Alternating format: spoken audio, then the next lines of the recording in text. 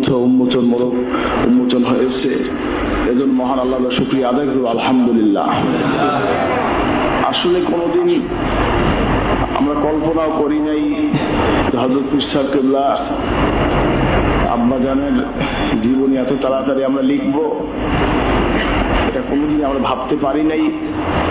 চির সত্য, বেঁচে থাকাটা অবাস্তব, চলে যাওয়াটাই বাস্তব। 2019 সালে হযরত সাহেব রাহমাতুল্লাহ আলাইহি তিনি ওসিয়তনামা লিখেছেন এবং আমাকে তার কবর কোথায় হবে এ বিষয়ে তিনি ইশারা করেছেন। দাদা হুজুর কেবলার মাজারের পূর্ব পাশে গিয়ে যেখানে এখন আব্বাজান শুয়ে আছেন, আমাকে নিয়ে বলেছেন যে এখানে আমার স্থান হবে। ওসিয়তনামা লিখেছেন, যদি বাংলাদেশে আমার মওত হয় তাহলে সাহেব কেবলার মাজারের পূর্ব পাশে আমার স্থান হইবে, বাকি আল্লাহর ইচ্ছা। যাই হোক, আমরা কোনোদিন ভাবতে পারিনি তিনি এত তাড়াতাড়ি যাবেন। আমার বড় চাচা আলহাজ শামন মাসুম বিল্লাহ সাহেব তিনি এখনো জীবিত, তার কথা ওসিয়তনামা লিখেছেন যে তোমরা চাচাকে সম্মান করবে, তার হক ঠিক রাখবে, তার মাজুরিয়াতকে মাজুরিয়াত মনে করবে না, তার প্রাণ ভরে খেদমত করবে। অনেক কথাই তিনি লিখে গেছেন। যাই হোক, তার সে ওসিয়ত নসিহত মোতাবেক আল্লাহ পাক আমাদের সকলকে আমল করার তৌফিক দান, আমিন। আসলে সারসিলা শরীফ যা কিছু দেখছেন সবকিছুই ফুরফুরা শরীফের মুজাদ্দিদ জামান দাদা হুজুর কেবলা রহমতুল্লাহ আলাইহি, হযরত মাওলানা শাহ সৈয়দ আবু বকর সিদ্দিক আল কুরাইশি রহমতুল্লাহ আলাইহির দোয়া, তার নজর, তার ইজাজতে সবকিছুই আল্লাহ পাক দিয়েছেন, আলহামদুলিল্লাহ। বড় আব্বাজান যেভাবে তার পীরকে ভক্তি করেছেন, ফুরফুরা হুজুর সেভাবে তার মুরিদকে স্নেহ করেছেন, আদর করেছেন, ভালোবেসেছেন। আজকের সেই প্রতিফলন আজকে আপনারা সবই দেখছেন। একটা ঘটনা না বললেই না, একদিন ফুরফুরা হুজুর পালকিতে করে যাচ্ছিলেন একটা মাহফিলে, স্যান্ডেল মোবারকটা খুলে তিনি পালকিতে উঠেছেন, কোন মুরিদ তার জুতাটা নিচ্ছে না, স্যান্ডেল নিচ্ছে না। হঠাৎ করে বড় আব্বা জুতাটা হাতে নিয়ে বুকে রাখলেন। এবার তিনি মনে মনে কি বলেছেন আল্লাহ ভালো জানেন, আবার মাথায় নিলেন। এরপরে ওই পালকির ভিতরে ছিদ্র ছিল, ছিদ্র থাকে, দেখলেন যে মুরিদে হাসাহাসি করছে। তখন ফুরফুরা হুজুরের গন্তব্যে পৌঁছে বললেন, হ্যাঁ তোমরা হাসলে কেন? নেসারউদ্দিন আমার জুতো মাথায় নিয়েছে তার জন্য হাসলে? যাও, আমি দোয়া করছি নেসারউদ্দিনকে তামাম বাংলা মাথায় নিয়ে না যেতে। আজকের সারসিনার যা কিছুই দেখেন সবকিছু আদবের কারণে। ফুরফুরা হুজুরদেরকে, ফুরফুরা শরীফের আপনা আওলাদকে, ফুরফুরা গ্রামের লোককে আমার বড় আব্বা দাদাজান আব্বাজান কিভাবে তাজিম করেছেন, কিভাবে সম্মান করেছেন। আজকে আমি মামাজানের পাশে চেয়ারে বসছি, আমার কিন্তু খুব ভয় লাগতেছিল। শুধু সে বলছেন বসতে, এই জন্য আমি ফর্মালিটির কারণে বসতে হয়েছে। যদি আমার আব্বাজান বেঁচে থাকতেন হয়তো আমি বসতাম না, বসতে পারতাম না। কারণ আমাদেরকে সেই শিক্ষা আমার বাবা দেন নাই। নানাজনের সাথে আমার গভীর সম্পর্ক ছিল। মার্কাজ অফিসে আমি স্যান্ডেল নিয়ে একদিন উপরে, সিঁড়ির উপরে স্যান্ডেল রাখছি। আমাকে বললো হযরত পীর সাহেবের আব্বাজান মসজিদ থেকে আসছেন, বলতেছেন নানা বাড়ি মনে করো, নানা বাড়ি মনে করো, তোমার স্যান্ডেল সিঁড়ির উপরে কেন? কেন স্যান্ডেল তুমি উপরে উঠেছো, কেন নিচে নামাও নাই? এইভাবে করে আমাদেরকে তালিম দিয়েছেন। আব্বাজানকে দেখতাম কোনোদিন আমার নানাজানের সামনে কোনোদিন লাঠি ভর দিয়ে হাঁটতেন না, অথচ গাড়ি অ্যাক্সিডেন্ট হয়েছে 92 সালে, হাঁটতে পারতেন না, ধরে ধরে নিয়ে যাওয়া লাগতো, কোমরে মারাত্মক আঘাত খেয়েছেন। হাজরিন, কোনোদিন লাঠি ভর দিয়ে আমার নানাজান বা ফুরফুরা কোনো আওলাদের সাথে হাঁটতেন না। হাজরিন, এবং আমার নানাজান বসতে বলতেন, তখন তিনি চকিতে বসতেন, তোষকটা উঠাইয়া তারপর তক্তার উপরে বসতেন। তোষকও তিনি বসতেন না, কোনোদিন আসন করে বসেন না, হাঁটু ভেঙ্গেতেন তারপর বসতেন। হাজরিন, আমার নানাজান একদিন বলছিলেন, আমার মনে আছে, যদি কোনো পীর ছেলে মানুষ করে থাকে, শর্ষিনা পীর সাহেব ছেলে মানুষ করেছে। অর্থাৎ আমার দাদা হুজুর কেবলা আমার আব্বাকে মানুষ করেছে, এটা আমার নানা উপমা দিয়েছেন।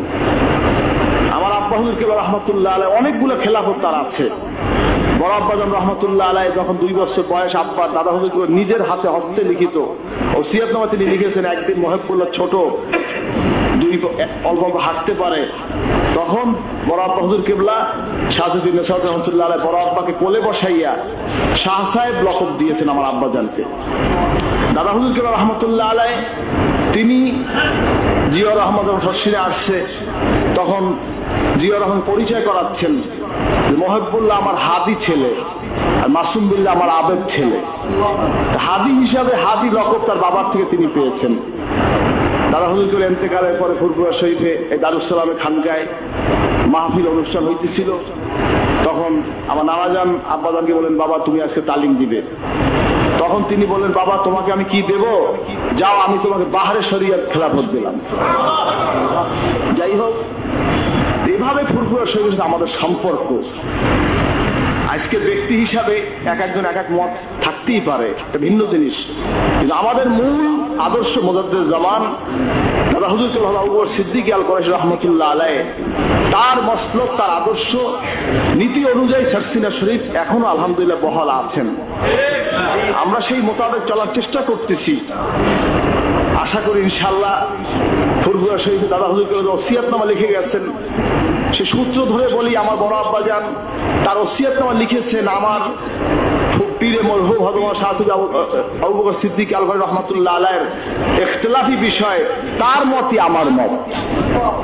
এজন্য আমরা সব সময় যেটাই হোক, আব্বাজানকে দেখতাম, দাদাজানকেও শুনেছি, সব সময় তারা ফুরফুরা হুজুর কেবলার অনুসরণ করতেন, তার জীবনী, তার কিতাব, তার সেই মাসলাক, তার আদর্শ অনুসরণ করেছেন, আমাদেরকেও সেই নীতি শিক্ষা দিয়েছেন।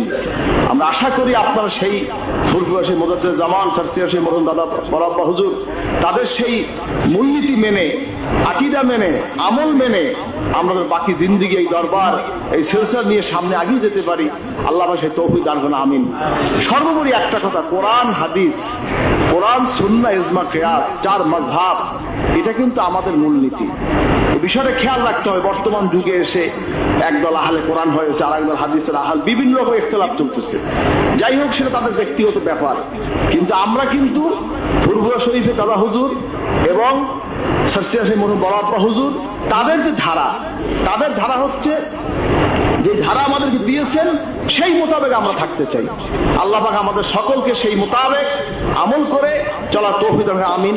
সর্বোপরি ফুরফুরা শরীফের হাজরিন কায়েম মুকাম যারা আসবে পর্যায়ক্রমে, এবং তাদের আওলাদ যারা আসবে, তারা সকলেই তাদের জুতো আমাদের মাথায়, এতে কোনো সন্দেহ নাই। কি সন্দেহ আছে?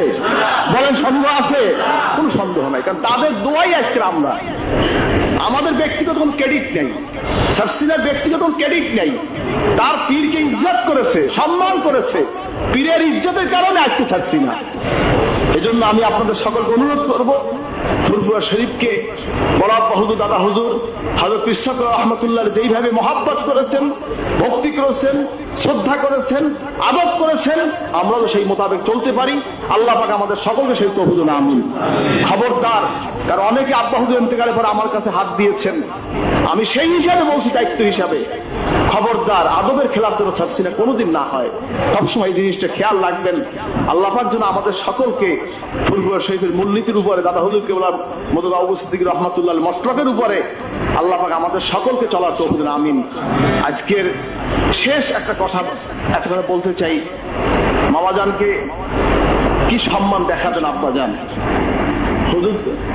আমার বর্তমান ফুরফুরা হুজুর মামাজান যখন শর্ষিয়া যাইতেন, আব্বাজানকে দেখতাম রুম থেকে বের হইয়া রিসিভ করতেন তাকে। যতক্ষণ সে গাড়ি না ছাড়তো, অতক্ষণে আব্বু রুমে বসতেন না। সর্বোপরি প্রায় 7-8 দিন হুজুর না খাওয়া, এই বনানি এই খানকায়। আজকে হুজুর ইন্তেকালের পরে এই প্রথম রুম খুলে মামাজানকে বসাইছে এখানে। আমি রুমে থাকতে পারি না, অনেক ইতিহাস, অনেক স্মৃতি, অনেক কষ্ট হয়। আল্লাহ ধৈর্য দেয়, বল না, আমিন। আমার ছোট মামা, তিনি আমারও বয়স করে 2 বছর ছোট, পীরের আওলাদ হিসেবে তাকে সম্মান করি, মামা হিসেবে সম্মান করি, আমি আপনি বলে সম্বোধন করি। ছোট মামা একদিন আমি কোন অবস্থাতেই আব্বুকে খাওয়াইতে পারতেছি না, জিজ্ঞাসা করলাম বড় মামায় কোথায় আছে, সে সফরে উত্তরবঙ্গে। ছোট মামায় বললাম যে আপনি একটু আসেন, আব্বুর সঙ্গে আব্বু খাওয়াইতে পারতেছি না, একটু আপনি আসেন। খাবার নিলে আমার মনে চায় না, আমাকে দিও না, খাবো না। প্রায় 7 দিন ওষুধ খাওয়াইতে পারতেছি না, এই করতে পারতেছি না, বহুত সমস্যা, বিছানা থেকে উঠতে পারতেছে না, দুর্বল হয়ে গেছে। ছোট মামা আসলেন, রুমের মধ্যে ঢোকার পরেই হঠাৎ করে আব্বু বলতেছে আমাকে উঠাও, আমাকে উঠাও। ধরে উঠাইয়ে বসাইছে, জিজ্ঞাসা করে আম্মাই কেমন আছে, মেশকাত কোথায়, কেমন আছে, এই সব জিজ্ঞাসা করলেন। বলে আম্মা কেমন, সালাম দেবে। বলার পরে এবার ছোট মার আমি চোখ টিপি দিছি, একটু বলেন খাবারের কথা। ছোট মা আব্বুর পিঠের উপর হাত দিলেন, হাত দিয়ে বলেন দুলা ভাই জানটাকে কষ্ট দিয়ে লাভ আছে, জানের দিকে তাকাইতে হয়, একটু মুখে দেন না দুলা ভাই, বাচ্চাগুলো আমাদের তাকাই আছে।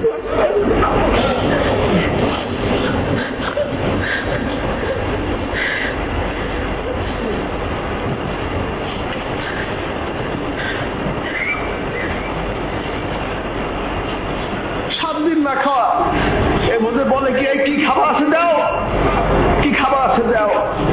ছোট হাতে চামচটা ধরাই দিলাম, মুখে খাওয়াইয়ে দিলেন। এই ছিল ফুরফুরা শরীফের প্রতি। আমরা কেউ বলে খাওয়াইতে পারি নাই, শুধু পিঠে হাত দিয়ে বলছে দুলা ভাই একটু খাওয়া দরকার। হাজরিন, আমরা যেন সে আদব রক্ষা করে চলতে পারি, আল্লাহ পাক যেন কবুল করেন। কারণ অধিকাংশ দরবার বেদাত হয়ে গেছে, শিরক হয়ে গেছে, পথভ্রষ্ট হয়ে গেছে, আকীদা বিরোধী হয়ে গেছে।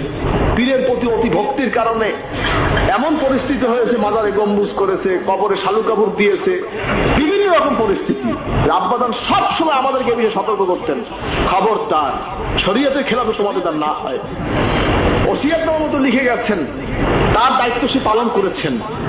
আমাদের দ্বারা কোন রকম শরীয়ত বিরোধী, কোরআন বিরোধী, হাদিস বিরোধী, নবী বিরোধী কোন কাজ যেন না হয়, সম্পূর্ণভাবে আমাদেরকে তিনি বলে গেছেন, লিখে গেছেন, তালিম দিয়ে গেছেন।